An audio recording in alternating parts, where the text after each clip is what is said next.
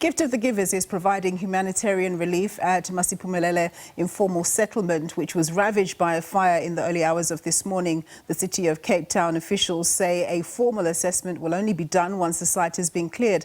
Currently, the city does not have verification on the number of affected persons, but there have been no reports of injuries or fatalities thus far, although indications are that the number of structures destroyed could exceed 100. Other departments such as Social Development, Home Affairs and Human Settlements will also be involved as part of the assistance measures. SABC News reporter Vanessa Poonah and video journalist Joshua Sharrock are at the scene for us. A very good afternoon to you, Vanessa. What is the latest? Yes, good afternoon to you, and indeed a heart-wrenching sight here at Masiphumelele. Of course, fire breaking out in the early hours of the morning. Some residents telling us that they received calls as early as 2 a.m. and when they arrived on scene, they saw shacks ablaze. Now, we've also heard from one of the residents here who's lost his home, telling us that he's commended the fire department for their swift response to this area. Of course, we know that over 100 shacks and informal structures have been ravaged at the moment. I'll show you to my left-hand side at the moment. You will see that residents have been busy since this morning trying to clear up most of the fire debris. When we arrived on scene earlier, we still saw the fire department hosing down and damping down some areas. We also know that there are City of Cape Town officials on site at the moment. I'm not sure whether you will see them on screen at the moment, and they are busy now with those assessments that you were talking about in the introduction there just now to determine how many people have been affected in this blaze so that the relevant assistance can be given to them. Of course, the weather conditions are not as hot today and thankfully not as windy, because as you can imagine, when the wind picks up, these corrugated iron roofing sheets can cause quite a hazard, a risk and a hazard for people being injured.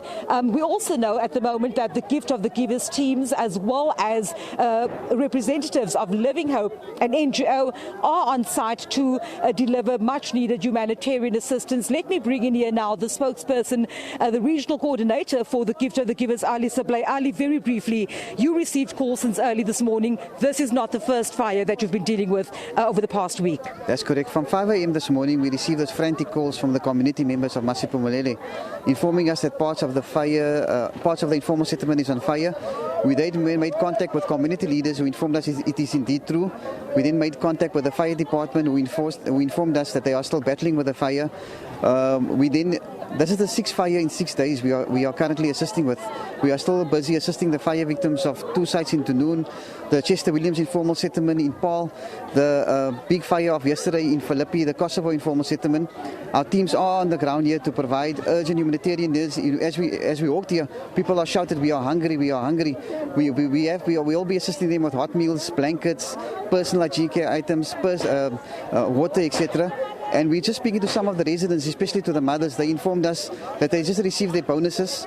They have purchased their children's school uniform that has been burnt out completely as well. So we will be on the ground throughout the week, especially during the time of Christmas. We know there's people have lost everything, or they won't be able to provide for their families. So we'll be taking care of them for the next few days. And once we get that compiled list from the disaster management teams, we will be assisting each family child with new school uniform, etc.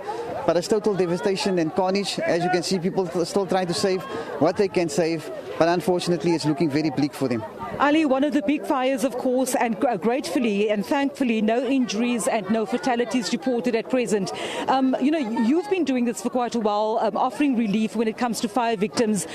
Perhaps advice to people. We know that the southeaster blows over this time of year. We know that it's quite dangerous to have open flames within shacks. All credit due to the fire department. As you said, we saw the narrow pathways coming to here. They did a phenomenal job to contain this blaze. Although it's 100 structures plus, it could have been much worse. A word out to community members, especially those staying in the informal settlements, over this period to not be negligent. We have seen over the last 8 to 10 years the total devastation in some of the areas, lives being lost.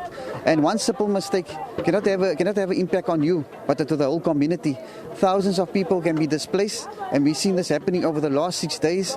So we ask people to take the precautions to not leave your stove unattended, to not leave your candle unattended, and try to not do your illegal connection of electricity, because one spark in that winds can have a huge impact on the informal settlement. Ali Sablé, thank you so much for speaking to us. Of course, they're the gift of the givers who are ready to deliver some of that much-needed humanitarian aid at this hour. And Ali was saying it just now. A gentleman told me as well that they are hungry. They haven't eaten since yesterday. And I know that the gift of the givers have their truck out here providing warm meals and necessities for those who have lost all their possessions and their structures in this devastating blaze here at Masiphumelele. All right. Thanks very much, my colleague there, Vanessa Poonah.